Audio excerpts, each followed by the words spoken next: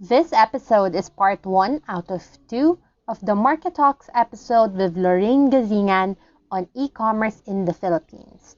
Check out the next episode to hear our continued discussion on e-commerce marketing in the Philippines. Welcome to the Gen Z Marketer podcast, where we have marketing conversations and everything in between. In this Market Talks episode, I'm excited because I invited a former colleague to talk about the e-commerce landscape here in the Philippines. We actually used to work under the same e-commerce enabler a few years ago. So I'll let her talk about herself and her experiences. And now let's welcome Lors Gazingan to the podcast. Hi, Lors. How are you? James, thank you so much for inviting me to your podcast. I'm really excited to share what my work experiences are in the enabler side of things, and I would also like to share some perspectives from the customer standpoint, enabler standpoint, since I'm working currently as an account manager in one of the e-commerce enablers here in the Philippines, and of course to share what I've been learning from working with different platforms and at the same time on the innovation side of things. So yes, thank you so much for inviting me, and I'm really excited. Yeah, me too. I mean, it's been a while since we talked, and I mean, we're with different e-commerce enablers now. We're actually doing different things now, but I think we have a lot of insights that we would be sharing in this podcast, right? In this episode. And actually, we worked Mhm. together around 2018, right? And Yep. 2019. So that's actually like at least 3 years ago now, looking back. And let's look back to that period real quick, no, while we were working at that time, or what we were doing during that time, because we were still doing marketing work for e-commerce brands, right? So when Yep. we look back, or when you look back at that period around 2018 and 2019, what was Mhm. e-commerce like here in the Philippines? I believe e-commerce during that time, it was booming. It was already starting to boom, with the different brands going online on different marketplaces. And some of those brands, well, they're present in marketplaces like Lazada and Shopee. And some of them would, want to create or build their own website so that they can have more liberty as to how they can sell their products, how they want to sell their products, and drive more traffic to their own homegrown website. While some of those brands, are very eager to join the e-commerce industry, I would say there are also some brands who were quite reluctant to bring their business online and who would still prefer to sell their products in the brick and mortar. So looking back at 2018, 2019, I guess the e-commerce back then was was much more chill, I would say, in terms of competition compared to, now that we have the pandemic affecting or impacting the different businesses, not just here in the Philippines, but of course, globally. Right, that's true. And I think if we look back also Mhm. to that period, I would agree with your sentiment that back then it was starting to pick up, but at the same time, a lot of brands Yeah. were reluctant. Because I remember before we worked together, I actually worked for a brand before who, at around 2016, they already saw the potential of e-commerce, which is why they had Mhm. their brand.com present in some of the marketplaces here in the Philippines. And I think I remember around 2018, 2019, Shopee was very aggressive entering the market with all of their marketing and promotional stunts, right? So I think Yeah. looking Yeah. back at it now, then versus how it is now, it's really, really different. And I like Yeah. how you mentioned that, of course, because of the things has changed with how brands Yeah. saw e-commerce. But if, let's say, if the pandemic wasn't in the picture, where do you think, or where did you think e-commerce would go if we take out the pandemic? I guess it would gradually grow as compared to how they were performing, not just the brands, but also how the platforms were performing in the 2018 to 2019 with minimal innovations. So it wouldn't be as aggressive as it is now because, with the pandemic, platforms became more aggressive in terms of their sales target, in terms of the different promotions, in terms of bringing more customers to the platform. So I would say if there wasn't the pandemic, I would say e-commerce would have still a lot of growth, but not as big as compared to bringing the pandemic into the picture.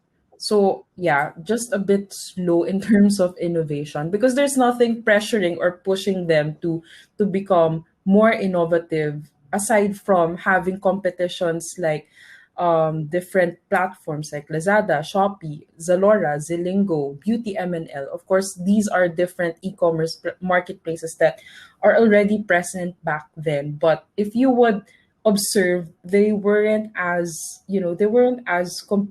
competitive with one another.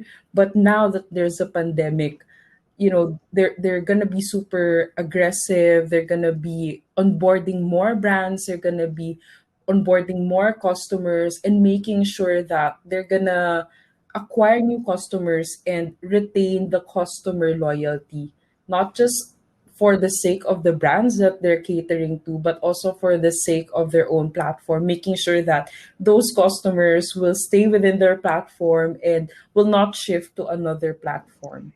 So that's how I see the e-commerce landscape would be if, there was no pandemic in the picture.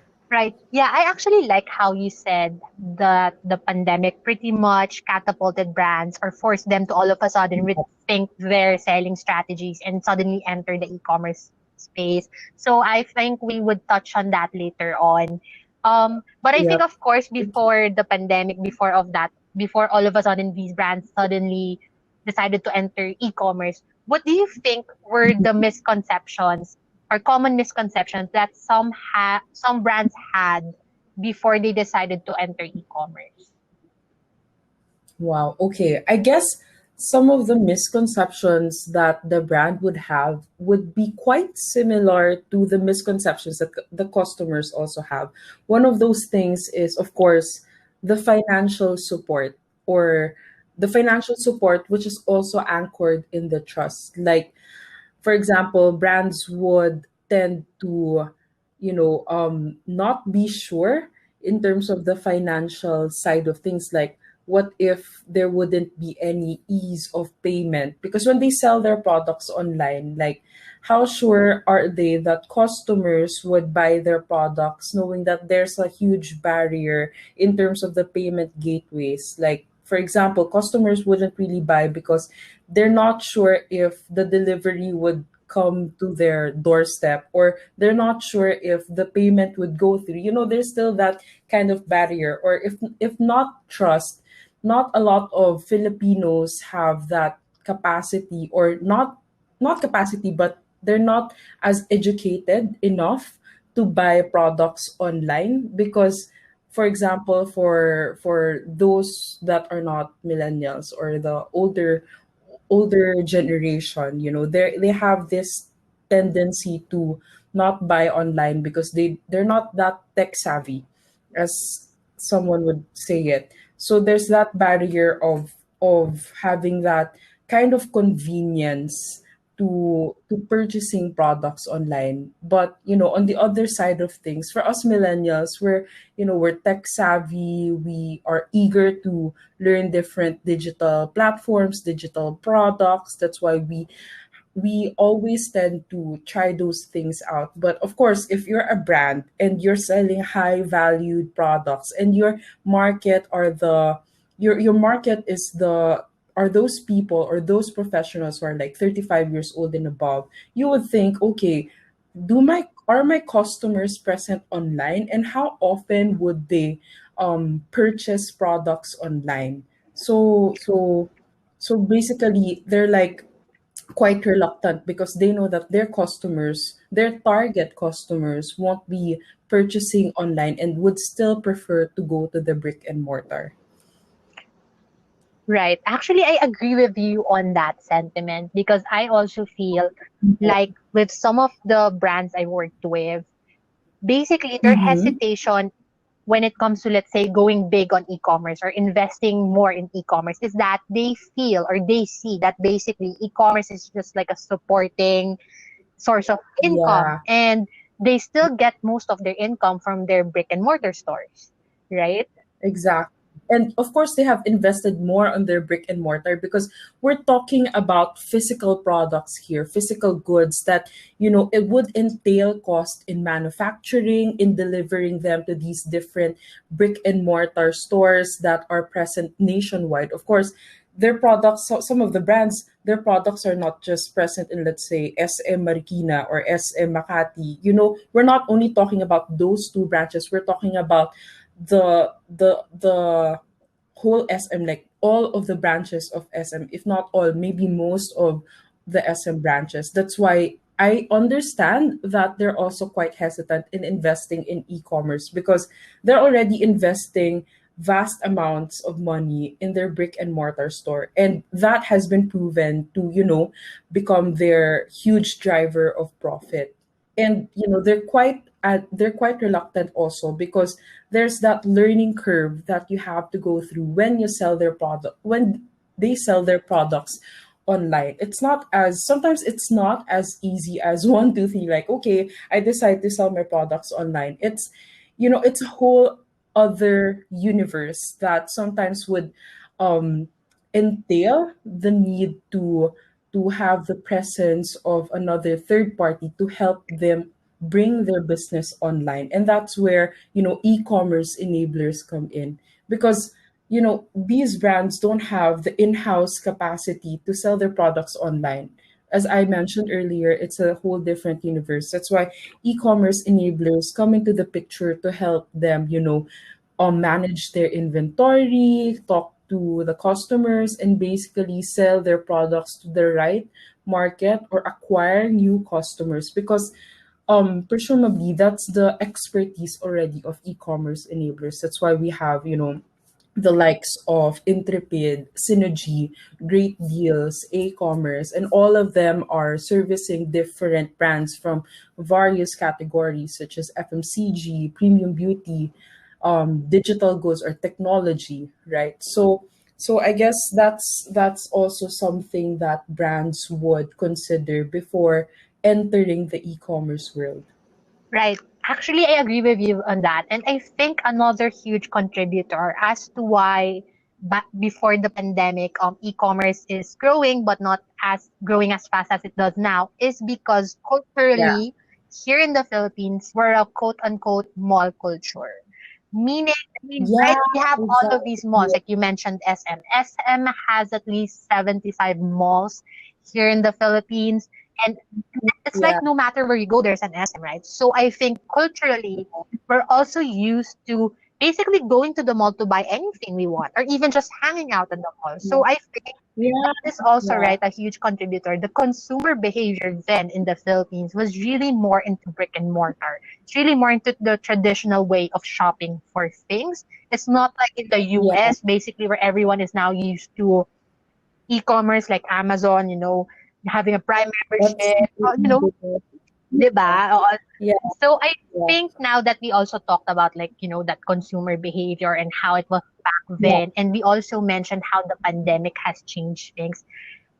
That's really the question. How has the pandemic, I mean, of course, it's been a year since we went into lockdown. I So, know. It's so sad yeah, because, even if I shop online, I still miss the feeling of, going to the mall, preparing myself, making sure that I look my best, even though I'm not going on a date, but just, showing up and looking your best and dressing up the way you want to express yourself. I miss those moments where we just go to the mall sometimes to hang out with friends or just do window shopping and just forget our worries for a second.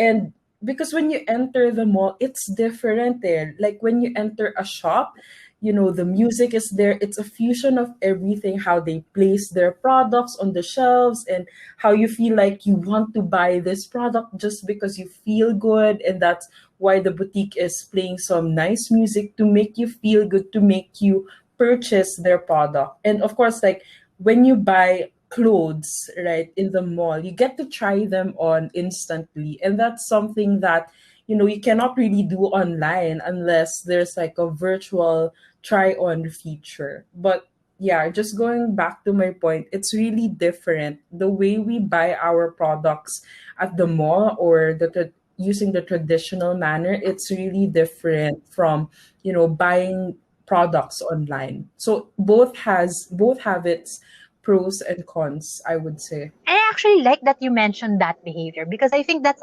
another huge contributor as to why e-commerce was a little bit different back then. I think it's because back then here in the Philippines, it's perceived as almost kind of like a way for you to window shop, as like Yeah. an online catalog or something. That basically you look at something online, but you still buy it in the store because we're used to that behavior of shopping in the store because we prefer that kind of way of shopping, right? Yeah. Yeah. Actually, thanks for mentioning that, because not just, when we check out different informations in online. So we check, of course, as a consumer, we would want to be a smart shopper. Like we would want to compare the prices of let's say product A.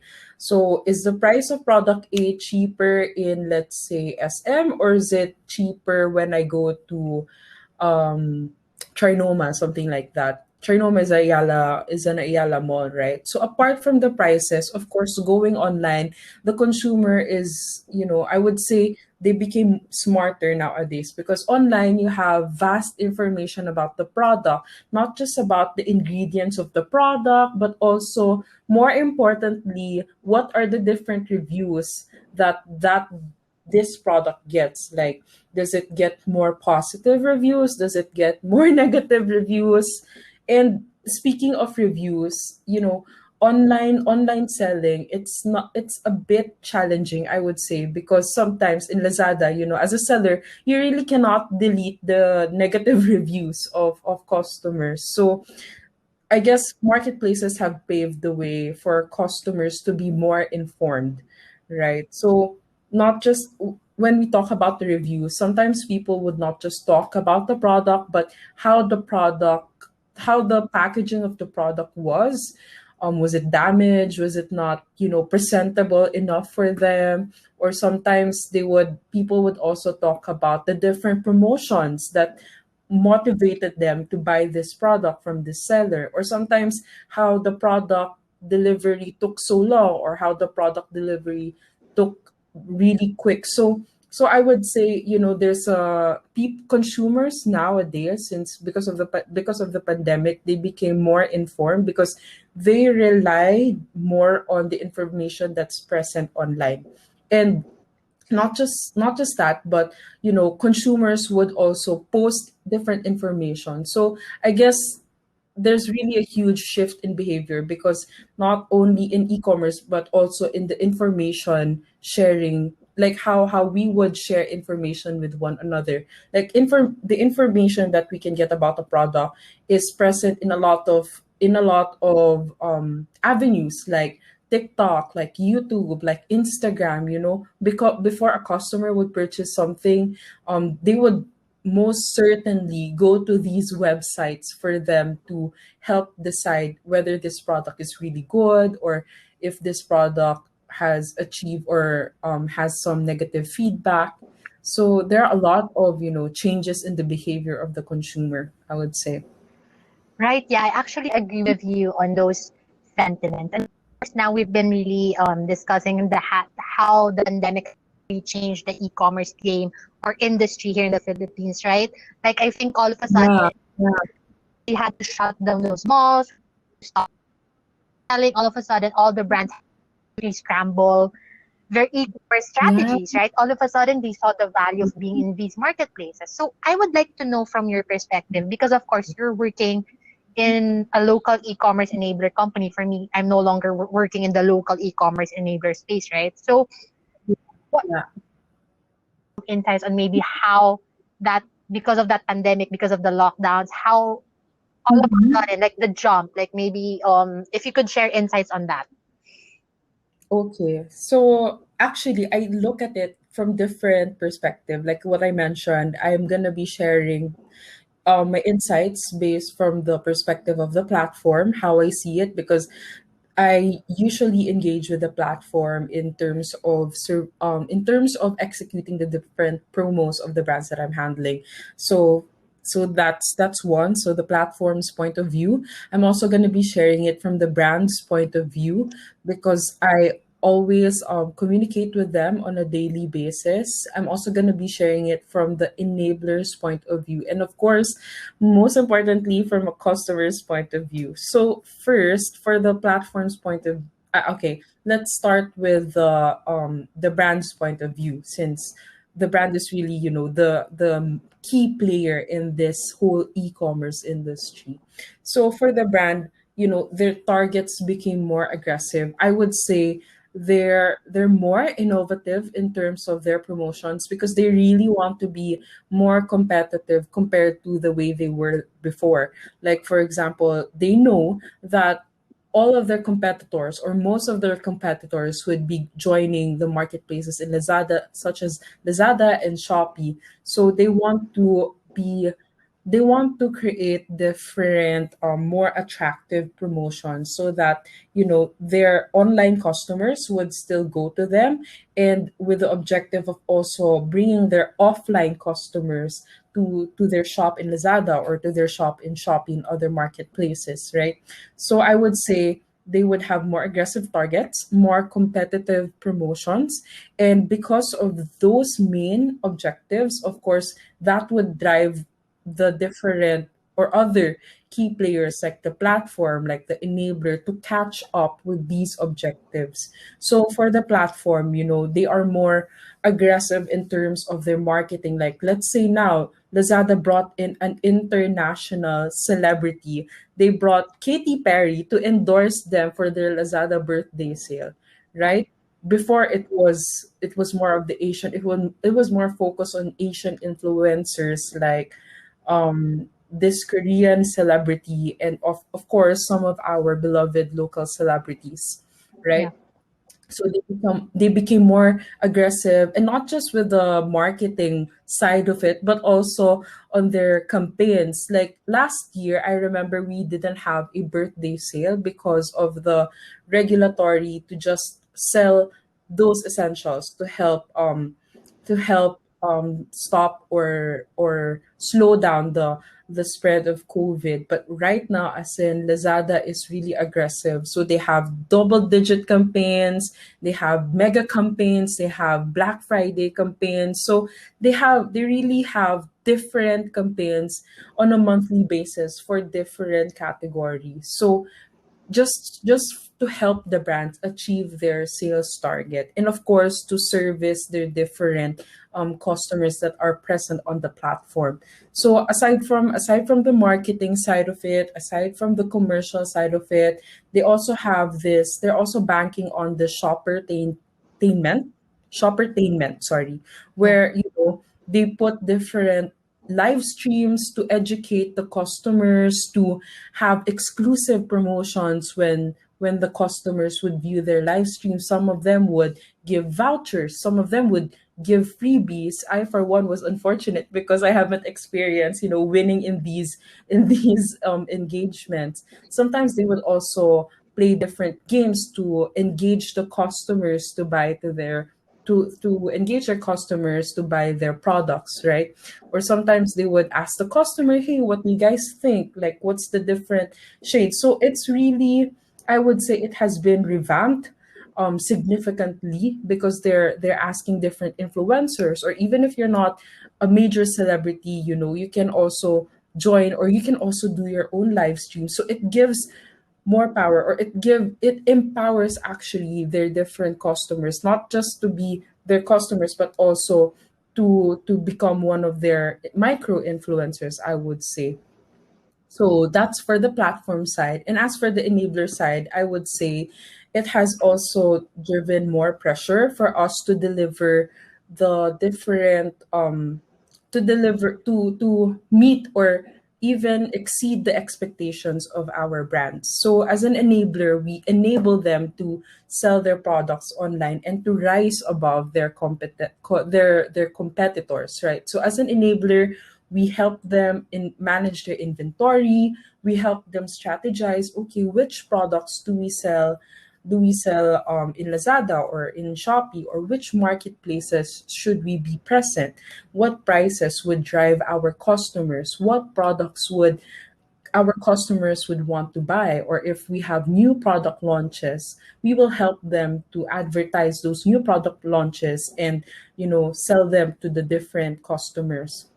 Aside from that, we also give them different insights on the data, like at what price point do customers usually buy. And of course, the most heavy part of becoming an enabler is ensuring that the fulfillment of the delivery and all the orders are properly landed. So especially during mega campaigns where the sales are high, where the traffic is high, where the number of orders or the volume of orders is high, there's a pressure also on our logistics to move fast and to make sure that they are really efficient in terms of delivering the products, because otherwise customers would not be happy if, let's say, they receive a wrong item or if they receive a damaged item. So I would say the pandemic has drastically and significantly change the e-commerce game, especially for the key players that I mentioned, like the platform, the brands, and of course the enablers. Actually, yeah, I agree with you on that because, of course, everyone had to really scramble, had to rethink, and I think everyone has, I think, already adjusted. I mean, even the delivery partners or the 3PLs also had to, be more aggressive, or I mean, be more efficient in delivering packages because all of a sudden they're now the frontliners, right? Yeah, yeah, exactly. And sometimes, just to share, people in the enabler side wouldn't really get much sleep because, we know that we have to deliver and we know that the supply chain has to properly land all the things, all the orders to the customer. So we would work on different shifts at times. So yeah, it's really challenging to be in the e-commerce, but at the same time, it's really fulfilling because in e-commerce, if you need the data, bam, in a snap of a finger, you already have it. Like you would know how much you're selling, how much profit or income you're making on an hourly basis. Like you would know also what your top selling products would be, what your slow moving products are, and you would know how many people are visiting this product or how many page views you're getting for your store. And because you have that kind of data, you're able to now optimize your store by rearranging your store to highlight different promotions, or rearranging your store to highlight the slow moving products, or basically just creating different promotions just to reach your target. And sometimes, not just rearranging your store, you also have to think of ways how to drive traffic to your store, because even if your store is really pretty, your prices have a lot of discounts, you can't just bank on organic traffic at times, especially if you're a brand who's not well known, or who's just starting in the industry, right? So I would say because of that data, you would know how much traffic you should be getting, and on the marketing side, you would know how much to spend to drive traffic to your different online channels. Actually, I like how you mentioned that we get more data when it comes to e-commerce. Yeah, That's one of the beauties of it as well. You can't get, like, as you mentioned, the hourly data. You can't get some of yeah, those things when you're doing brick and mortar, right? So yeah. I basically, agree. like running an online store is also kind of like how you run an offline store. But the difference is, I think there's a lot more data to consider. There's a lot of more things to consider, right? Yep, exactly. It has richer data. And to be honest, during campaigns, like we would have the campaign day itself, we call it D day, right? And then we also have the teasing period. So during the teasing period, you can already, as a seller or as a brand, you can already get the feel of how much GMV, or how much income you would be generating come the campaign day itself, right? Because people during the teasing period would already have a visibility on what kinds of promotions you would be getting on the campaign day. That's why it's called teasing. And because of that, people would be adding to cart some of your products, and you would know what types of products they have added to cart, or how many units of that product they have added to cart. And when you feel like, this product is about to sell out, as a seller, it would be easier for you to just add more inventory to it, or do your stocks forecast as well. Yeah, actually, So yeah, it's you said a lot of the exciting parts about running an e-commerce store. Yeah, it's tiring, but yeah, it's also very, yeah, fulfilling. exactly. So of course we talked about like the marketplaces, like we mentioned them already. But I think here in the Philippines, Mhm. yeah, we have several. But if we look at basically the general marketplaces, like basically our local Amazons, we have two, right? Yeah, Which is yeah, Lazada and Shopee. And the two have been yeah, like in a war, of course, for the past few years. So I'd like to yeah. hear your insights on who you think is winning the marketplace wars. Is it Lazada or is it Shopee? Actually, that's quite a tricky Yeah. question, because there are aspects, or there are areas where Lazada is winning, and there are aspects where Shopee is winning. Okay, I would start with the target customer of these marketplaces. I would say, based on experience, Lazada would target more on the customers from, basically, those customers who can afford the more, or the higher priced, higher valued Yeah. items. That's why some of their best sellers, or some of the categories that they are the best sellers in, are, of course, you have the technological category, or the tech category, where sellers are selling different mobile phones, laptops, and iPads or tablets and whatnot. And aside from those highly priced goods, we also have, of course, the premium beauty. Like, this is where Mac would sell their products, or this is where Rustans would sell their products.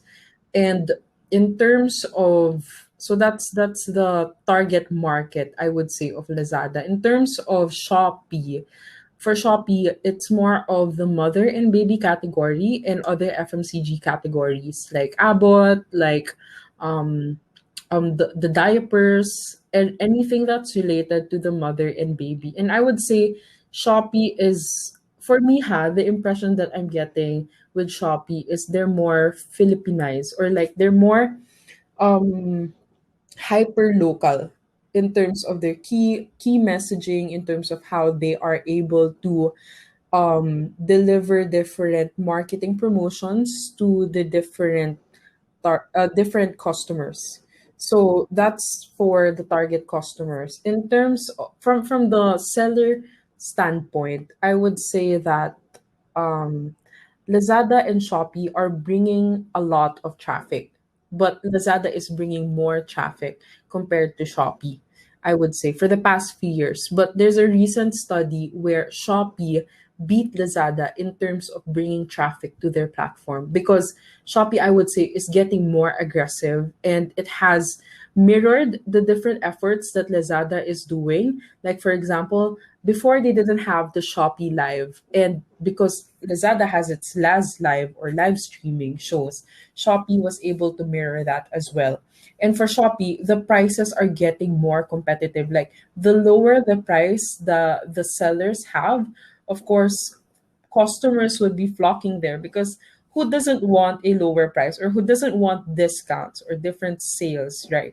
So I would say there's a shift now, in terms of the traffic that these marketplaces are bringing. So it's hard really to say which marketplace is winning, because I would say, their competition is really intense, here in the Philippines. So I would say one is winning at this area, and the other one is winning at this area. But you know what the good thing is, as a customer, since they are competing not just for the discounts, not just for the sales, they're also competing for which platform would bring in a better customer experience. So that's where, the UI or the user experience would be coming in. Which platform would have a more seamless checkout for customers, or which platform would have a more seamless customer journey in terms of navigating through their products, because right now, since the pandemic happened, a lot of sellers are onboarding in these platforms. And as a customer, you would sometimes get overwhelmed, like, okay, which brand should I look at, or which seller should I buy from? So I would say there that competition is quite healthy from a customer standpoint, because you would, as a customer, you would have a lot of options. But from the brand side, it's not smart for you to, I would say, be present in all marketplaces. I would say it's sometimes, if you're a brand who's just starting out, it's better to, not better, but if you can try out these two marketplaces, or you can actually try out one marketplace first and see if it's gonna boom there. And if it is going to boom, you can expand to different marketplaces.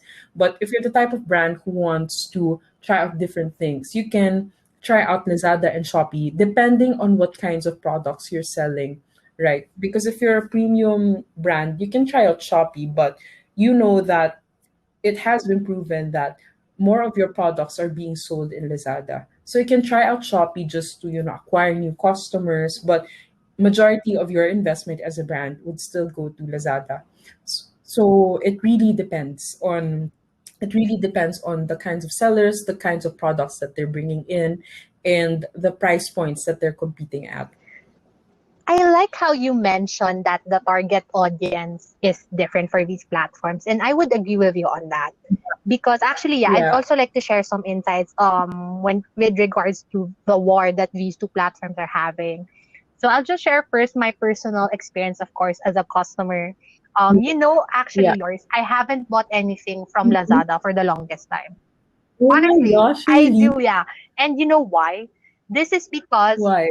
for the past 3 years, Shopee has, in a way, been integrated into my life and changed my consumption behavior and Mm, shopping behavior. okay. I find Okay. a lot Okay. more of the products that I want to buy with the value of money with reasonable prices in Shopee. Yeah. I find Yeah. a lot of Instagram sellers are in Shopee and not Lazada. I find Oh. a lot, but for me, the whole experience really lately is more on Shopee than Lazada. And I like how you mentioned like the target audience, like let's say if you're more premium, you go to Lazada, pero if you're not premium, you go to Shopee. Because I also agree Yeah. somewhat in that sentiment. I feel like Yeah. Lazada lately for me is basically where you go if you want to get the legit or authentic brands. Yeah, that's actually the impression that they're giving. Exactly. So, And I think yeah. just to also share, of course, because of the pandemic, a lot of people had to, or some people resorted to having small online businesses. And here's something that Yeah. I Yeah. would share because, of course, I started my own small business. And you know what? Mhm. Shopee is more Mhm. friendly for small online businesses than Lazada. Shopee is Mm. really more Yeah. easier to enter if you want to start as a seller than Lazada. Why is that? Lazada is now, I feel like because Lazada, we both agree that it's more premium. And in a way, Yeah. it has built more credibility already, right? For the past few years. Yeah. So lately, Lazada, I have noticed they have started to regulate their sellers. So they Yeah, became more exactly. strict when it comes to new sellers and even for small online businesses. I remember I started my small online businesses, I opened accounts for both. But Lazada had a lot of requirements basically for small online businesses. You have to register for all the government, offices and all of these data, which is not really wrong, right, Lars? I think there's nothing really wrong with regulating your sellers, but I think this is their move to make sure that they have legitimate sellers because they Yeah, already exactly. built their credibility and they want to maintain that. Yeah. Unlike for Yeah. Shopee naman, if you have your own account on Shopee, as a buyer, like you Mm-hmm. have your buying account, you can also sell with your own account. You have to Yeah. open your own shop. Unlike for Lazada, if you want to be a seller, you have to open a seller account. So if you know those Yeah. two different behaviors now already, right? Like basically for Shopee, anyone can sell. And it's easy to Yeah. sell. Exactly. And I think that is why also, like, when it comes to the wars, quote unquote, they are Uh-huh. targeting, or they are getting really different customers, as you mentioned, based on these behaviors, based on these parameters. That Shopee Yeah. is really more of like for the everyman, and Lazada is really more credible, more premium, and all of those things. I mean, I'm not saying that Shopee is not credible, but Yeah. there is also that concern, right, with Shopee, with some, let's say you're not a brand, let's say you're just another seller. So there's a bit Yeah. of an authenticity, right, and credibility for some products or most products. So I think that's also the key difference between these two platforms, right? Yeah, I agree. I agree. But, these two platforms are also good. Like, to be fair to them, they're not just taking care of the customers, they're also taking care of their sellers. So what I like about both of these platforms is that, okay, once you get onboarded, we just, they're not like, okay, once you get onboarded as a seller, you just sell your products. They actually help you how to sell your products. So there's the presence of Shopee University. So they Shopee University or Lazada University. So both of these features in these marketplaces actually educate the sellers on how to sell their products, what are the different processes that they have to do once they're inside the platform. And apart from educating their sellers, there's also this thing where they expand the different payment options for the customers. Like for Lazada, you can pay through installment, especially if you're buying highly priced goods like a cell phone. Like before, I wanted to buy my Samsung from there, and I checked out the different payment options that I could have if I purchase this product from Lazada. And I know that they have also been partnering up with Union Bank, not for the different, in terms of expanding the payment options for the customers. But also lately I saw this update that they have this financing partner to help loan the different sellers in selling their products in Lazada. So it's really changing, I would say. The e-commerce platform Platform has really has really changed. changed. Actually, yeah, I like how you mentioned the payment methods. I'm curious to Yeah. know, Lars, because of course before the pandemic, we both know that COD is king. COD is Yeah. number one for here in the Philippines. I'm curious to know because of course when the pandemic started, there has been like initiatives from brands or from these platforms to encourage people to, as much as possible, not pay through COD so that we can prevent the spread of the virus, right? Is Yeah. it still like in your based on your experience, is COD still number one, or have online payment methods like Shopee Pay, Laz Wallet, or cards or Mhm. bank accounts, have they started to grow as well on when it comes to payment methods? Not all stores have Shopee wallet or Laz wallet. Even, I mean, I admit I'm sometimes lazy to top up my Lazada wallet, but it really comes in handy if you do that, right?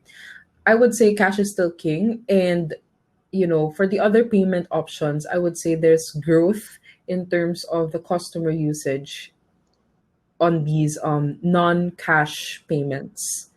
And it's easier, eh? Like as a customer, if the Lazada courier would message me early in the morning, and I don't have time to go down and pick up my delivery and pay for it, it's easier for me to still purchase something online. Because if, let's say, you cancel it, Lazada and Shopee have policies on returns and refunds, which what I like about these platforms. They make it easier for you to shop online talaga.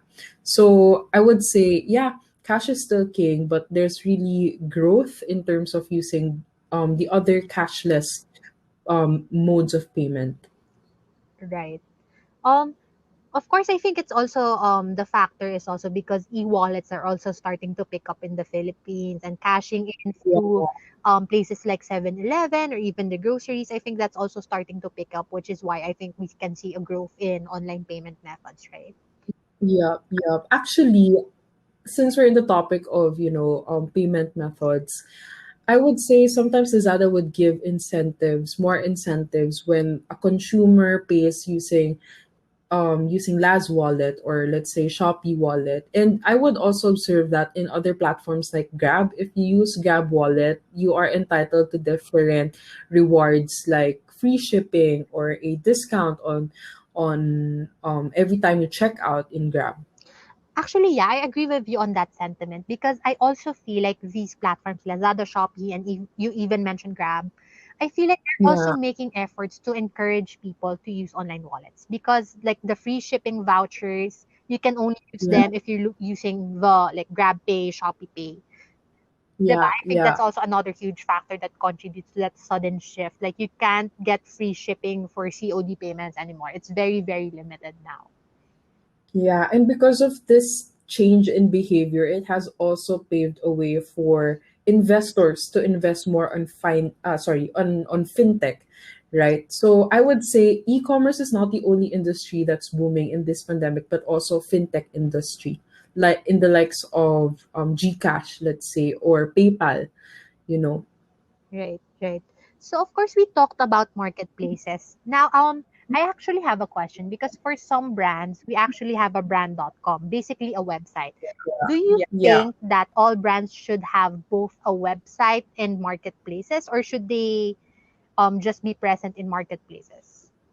Actually, I would say it depends on the phase that the brand is at. Like for example, not all brands I would say would, have their own would be smart to have their own it's not a smart move for them to have their own brand.com.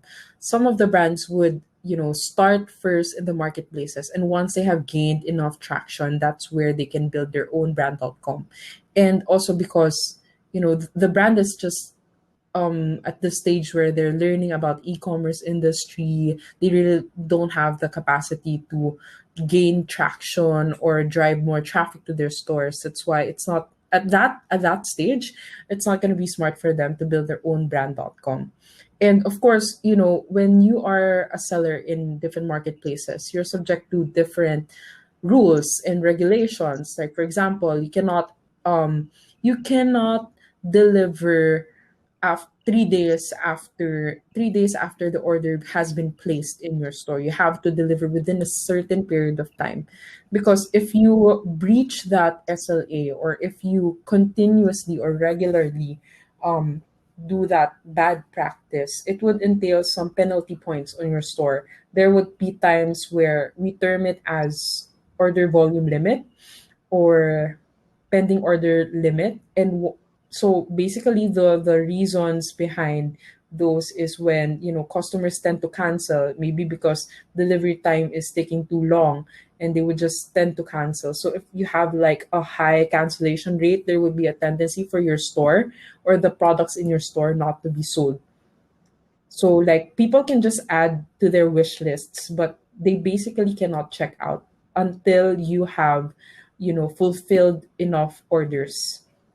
Right, yeah. I actually Yeah, like how you mentioned that it really depends because I would agree yeah, with all the sentiments that you mentioned.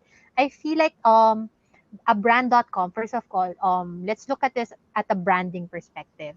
I yeah, think yeah, a brand.com having a website is, I think, more of a premium move, or in yeah, a way I think is basically if you have like a brand that's a little, not necessarily premium, but more on, yeah, I think it's more of like how do I say it?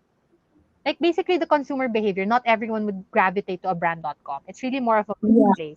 And if you have like a branding that's really a little bit premium, a little bit exclusive, or a known Mm-hmm. brand, I think that's when you can enter brand.com. So I think that's Yeah. first, the branding. Second, what are your products? Because I think some products Mm-hmm. won't win with the brand.com strategy plus marketplace. I think there are some products that are strictly for marketplace. I think there are some products that could be for, both. I think that's Yeah. another factor. Like it also depends on that. And lastly, I like how you mentioned the fulfillment of orders because ultimately, if your brand or your business is not or does not have the capacity to fulfill orders for marketplace and brand.com, then you really Mm-hmm. have to rethink and decide which platform would be best for you. like opening Yeah. your brick and mortar basically. Because I've noticed, I'm not going to name brands of course, but there are some brands who are, these big brands who have their brand.com, they're present in marketplaces, and they have issues with fulfillment because they're trying to do it on their own. I see. I Right. see. I mean, even for some brands who have e-commerce enablers, I think that's also the tricky part. That sometimes they fail to evaluate whether they have the capacity to do all three. Because we Yeah. mentioned earlier, right? Basically, when you're doing e-commerce, you need to build trust. You need to make sure that Mhm. you're fulfilling orders on time. You need to make sure you're able to deliver the product or the service you promised on time. Yeah. So if you're not able Actually, to do that, and basically if you do all of these platforms together at once, it's not gonna look good mhm. for you. You're gonna start to leave a bad taste on the mouth of your consumers. Yeah, and you're stretching your capacity too thin. So I guess it really depends how much. Yeah, I agree with you actually on the capacity part. If let's say you're a big brand and you have the capacity to build your own brand.com, because trust, I mean, let's face it, having a brand.com gives you more liberty as to what kinds of design you would want to put in your brand.com, or like what kinds of key messaging would you want to put on brand.com, or what are the different features that you want to put there that sometimes marketplaces are not able to address. So, like for example, if you go for a brand.com, you can easily categorize or reorganize the different products however you want it. Like you don't have to abide by the rules of the other marketplaces. So I guess it really depends on the capacity of the brand. And I agree with you, the products that you sell. Because yeah, if you're a brand, you wouldn't put all of your eggs in the online platform. Like you would just choose, because trust me, there are other costs that are tied up to it. Like for example, if you're gonna be putting all of your products online, yeah, it can be a good thing or a bad thing. But let's say if you're delivering all your goods, let's say to your enabler's warehouse, of course that would entail, the delivery cost to it, the inventory cost, the storage cost that you have to pay your enablers, because you're occupying more spaces since you're delivering all products. So I would say if you're going to a marketplace, you would just select some of your best sellers, and you can treat the marketplace as a channel for you to launch a new product, and you can tie that up with your offline store. Like let's say if you go to your offline store, you can actually get this kind of freebie, or if you purchase online, these are the freebies that are exclusive that you can receive if you purchase online. So really it really depends on, at the end of the day, not just the capacity but also the objective of the brand. Because for some of the big brands, their objective is to have their own brand.com, or even more so, some of them would want to have an omni channel. So e-commerce could pave that way for them to have this kind, or to grab this kind of opportunity, or build their omni channel in the future. But that's the long how, like that's the long term goal. But for now, I would say they have to strategize like which marketplaces to be present in. Right, yeah. I like what you said, because yeah, ultimately whatever your strategy is, or maybe what position your brand is currently, I think you really need to evaluate all of those things first and just really think about your goals before you decide which platforms you want to go in and what Yeah, you want to do, right? Yeah. I yeah. actually agree with you on that. And this concludes part one of the Market Talks episode with Lorraine Gazzingan on e-commerce in the Philippines. Check out the next episode to hear the continuation of our discussion on e-commerce marketing in the Philippines.